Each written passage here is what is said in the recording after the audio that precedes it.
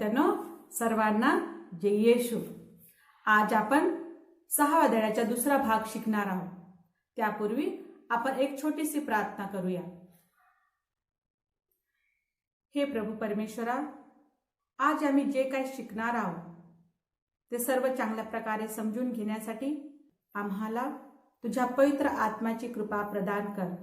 आमेन। पिता आणि पुत्र आणि पवित्र आत्मा यांच्या नावे आमेन। मुलांनो, आज आपण 6व्या अध्यायाचा दुसरा भाग बघूया। त्याच्यामध्ये पुरोहित, समर्पित लोक, आम ख्रिस्ती आणि समाजसेवक याबद्दल आज आपण शिकूया। तर पहिला बघूया पुरोहित हा मुद्दा बघूया।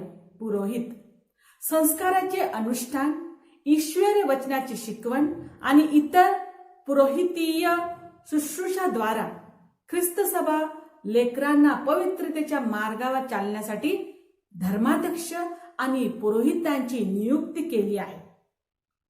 द्वितीय वाटिकन महापरिषद शिकविते की ईश्वराचा अनुष्ठान करणारे पुरोहित प्रत्येक दिवशी त्या वचनास वाचावे आणि त्यावर मननचिंतन करावे, ज्यामुळे दुसऱ्यांना शिकवण्यास ते पात्र असतील।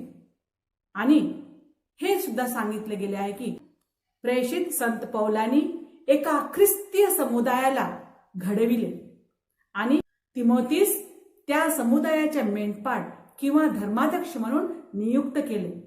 त्यानंतर त्यास अशा प्रकारे उपदेश दिले, मी येईपर्यंत वाचन, बोध, शिक्षण याकडे लक्ष ठेव।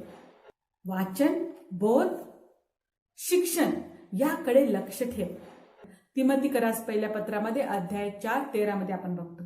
हे पवित्र वचन आपणास स्मरण करून देते की देवाचे वचन अंगीकारण्याची, त्यानुसार जीवन जगण्याची आणि वचनाची घोषणा करण्याची मोठी जबाबदारी पुरोहितांची आहे। हे पवित्र वचन आपणास स्मरण करून देते। संत जॉन मरिया वियानी पुरोहितांच्या प्रेषिताई कार्याचे सर्वोत्तम उदाहरण आहे, ज्यांनी आत्मीय अंधकार आणि अधर्मामध्ये जीवन जगत असलेल्या अशा हजारो लोकांना वचन घोषणा, मेलमिलाप संस्कार असे इतर संस्काराद्वारा आणि सर्वप्रथम आपल्या स्वतःच्या आदर्श जीवनाद्वारा पश्चातापाकडे आणले। आदर्श जीवनाद्वारा पश्चातापाकडे आणले। कळले मुलांनो? इथे आपल्याला संत मरिया वियानीने एक चांगले उदाहरण दिलेले आहे। कळले मुलांनो? आता आपण समर्पित लोक या मुद्द्यावर विचार करूया। समर्पित लोक पवित्र आत्म्याने प्रेरित होऊन ब्रह्मचर्य, गरिबी आणि आज्ञापालन या शुभवर्तमानीय सद्गुणाच्या विशेषरित्या पालन करण्याचे व्रत घेणारे म्हणजे समर्पित लोक होय। पवित्र आत्म्याने प्रेरित होऊन ब्रह्मचर्य, गरिबी आणि आज्ञापालन या शुभवर्तमानीय सद्गुणाच्या विशेषरित्या पालन करण्याचे व्रत घेणारे म्हणजे समर्पित लोक होय। कळले मुलांनो? समर्पित जीवनाचा आधार म्हणजे शुभवर्तमानीय येशूचे अनुकरण करणे होय। समर्पित जीवनाचा आधार म्हणजे शुभवर्तमानीय येशूचे अनुकरण करणे होय। संत पापा योहान पौल द्वितीय समर्पित जीवन नामक प्रेषितीय प्रबोधनाद्वारे ही शिकवण देतात की समर्पित व्यक्तींना आपल्या जीवनाद्वारे त्या येशूचे साक्षीदार व्हायला पाहिजे। समर्पित जीवन नामक प्रेषितीय प्रबोधनाद्वारे ही शिकवण देतात की समर्पित व्यक्तींना आपल्या जीवनाद्वारे त्या येशूचे साक्षीदार व्हायला पाहिजे, जो ब्रह्मचारी, दरिद्री आणि मृत्यूपर्यंत आज्ञाधारी होता। ते स्वतःच्या पाचारानुसार प्रेमपूर्णतेकडे वाढत जाऊन ख्रिस्त सभेचे साक्षीदार होतात आणि दुसऱ्यांना पवित्रतेत पुढे वाढण्यासाठी प्रेरणा देतात। घर, देश, सुख सुविधा आणि सर्व काही सोडून त्या प्रांतामध्ये जिथे आजपर्यंत येशूचे नाव ऐकलेले नाही तिथे प्रेषितीय कार्य करणारे समर्पित लोक पुष्कळ आहेत. संपूर्ण तारण प्रदान करणाऱ्या क्रांतिकारी येशूचे अनुसरण करीत अशिक्षित आणि शोषित लोकांना जागृत करण्यास आणि शोषणापासून वाचवण्यासाठी समर्पितांचा प्रयत्न कधी कधी त्यांना हुतात्म्याकडे सुद्धा घेऊन जातो. अशिक्षित आणि शोषित लोकांना जागृत करण्यास आणि शोषणापासून वाचवण्यासाठी समर्पितांचा प्रयत्न कधी कधी त्यांना हुतात्म्याकडे सुद्धा घेऊन जातो. कळले मुलांनो? आता आपण आम ख्रिस्ती हा विषय बघूया. आम ख्रिस्ती ज्ञानस्नानद्वारा ख्रिस्तासोबत जी एकता बनते त्यातूनच विश्वासियांना प्रेषितीय कार्य करण्याचे कर्तव्य आणि अधिकार प्राप्त होते. आपल्या सर्व कार्याद्वारा आत्मिक बलिदान चढविण्यासाठी आणि सर्व जगामध्ये येशूचे साक्षीदार होण्यासाठी ते बोलावले गेले आहेत. सर्व जगामध्ये येशूचे साक्षीदार होण्यासाठी ते बोलावले गेले आहेत.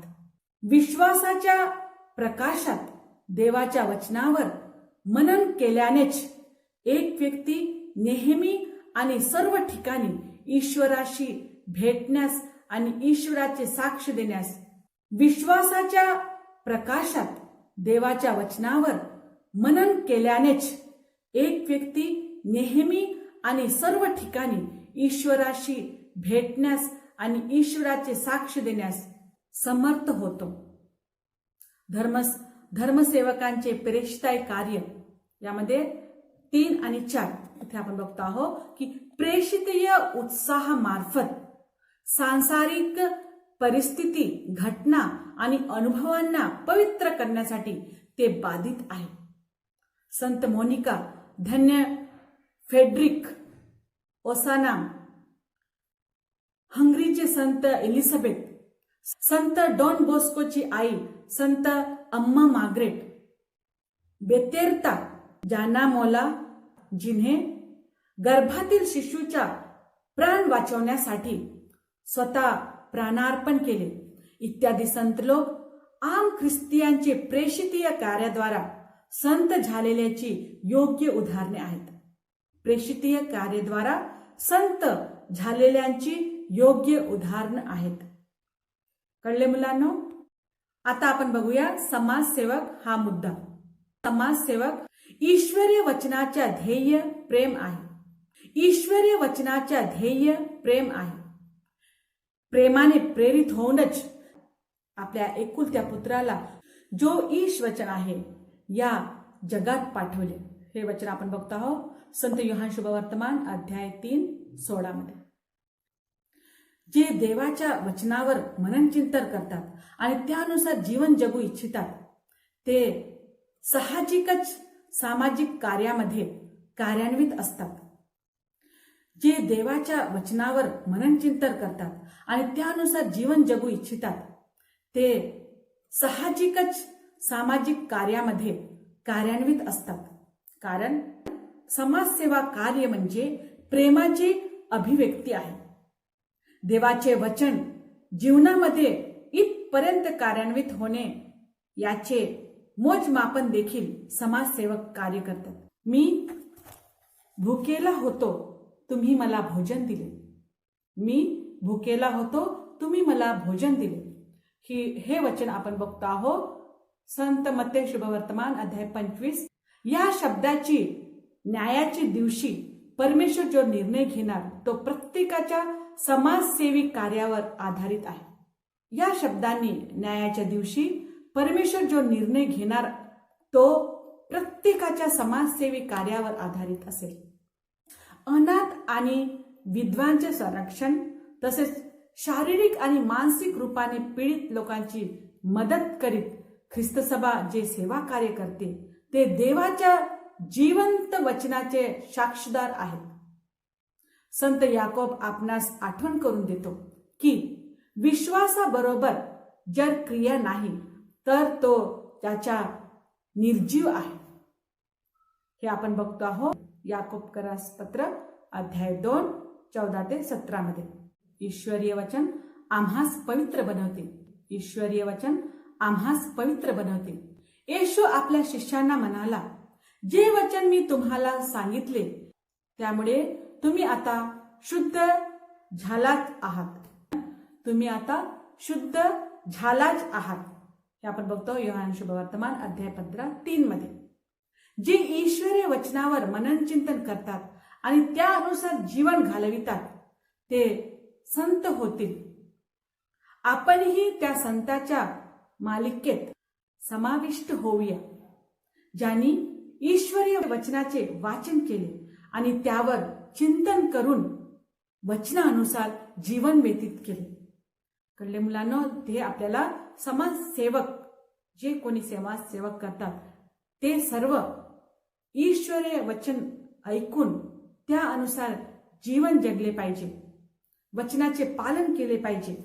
तेव्हाच आपण सुद्धा संतांच्या मालिकेत समाविष्ट होऊ शकतो. मुलांनो, आज आपण आपल्या पाठामध्ये हेच शिकलो. पुरोहिताई, समर्पित लोक, आम ख्रिस्तीय आणि समाजसेवक. यामध्ये आपल्याला स्पष्टपणे शिकविले जाते की आपण सर्व ईश्वरीय वचनानुसार जीवन जगले पाहिजे आणि आपण सुद्धा आपल्या जीवनाद्वारे दुसऱ्यांचे सेवा शुश्रूषा करून आपण सुद्धा संत बनण्यास प्रयत्न केले पाहिजे. कळले मुलांनो, आज आपण ख्रिस्त सभेसोबत विचार करूया. आपली हाक आणि परिस्थिती काहीही असो, आपली हाक आणि परिस्थिती काहीही असो, सर्व ख्रिस्ती ईश्वरीय जीवन आणि प्रेमाची पूर्णता प्राप्त करण्यासाठी बोलावले गेले आहेत. ही पवित्रता समाजात मानवीय जीवन अतिउत्तम जगण्यासाठी प्रोत्साहित करते. ही पवित्रता समाजात मानवीय जीवन अतिउत्तम जगण्यासाठी प्रोत्साहित करते. ख्रिस्तियांना प्रत्येक गोष्टीमध्ये पित्याची इच्छा पूर्ण करीत आणि स्वतःला पूर्णपणे देवाच्या गौरव आणि शेजाऱ्यांच्या सेवेसाठी अर्पित करीत येशूच्या पावलावर पाऊल टाकून चालायला पाहिजे. शेजाऱ्यांच्या सेवेसाठी अर्पित करीत येशूच्या पावलावर पाऊल टाकून चालायला पाहिजे. कळले मुलांनो, तर इथे आपल्याला ख्रिस्त सभा हेच शिकवते की आपण पित्या परमेश्वराची इच्छा पूर्ण करीत आपल्या शेजाऱ्यांवर प्रीती करीत जीवन व्यतीत केले पाहिजे. मुलांनो, आज आपण एक निर्णय घेऊया. देवाच्या वचनानुसार जीवन जगत पवित्रतेच्या मार्गावर पुढे जाण्यासाठी मी नेहमी प्रयत्न करेन. आज आपण हेच निर्णय घेऊया की देवाच्या वचनानुसार जीवन जगत पवित्रतेच्या मार्गावर पुढे जाण्यासाठी मी नेहमी प्रयत्न करीन. मुलांनो, आपला 6वा धडा, वचनानुसार जीवन घालविलेले लोक, हा धडा आपण आज समाप्त करतो आहोत. तर आज तुमच्या गृहपाठासाठी 5 प्रश्न दिले गेलेले आहेत. त्या प्रश्नाचे उत्तर तुम्ही शोधून काढा आणि आपल्या वहीमध्ये लिहा. कळले मुलांनो, तर इथे आपण आजच्या धर्मशिक्षणाची समाप्ती करूया एका प्रार्थनेद्वारे. हे प्रभू येशू, ज्यांनी परोपकार करून पवित्रता प्राप्त केली, त्यानुसार आम्ही सुद्धा नेहमी आमच्या कष्टाळू जीवनामध्ये पवित्रतेच्या मार्गात चालण्यासाठी आम्हाला शक्ती प्रदान कर. आमेन. पिता आणि पुत्र आणि पवित्र आत्मा यांच्या नावे आमेन. विद्यार्थ्यांनो, सर्वांना जय येशू.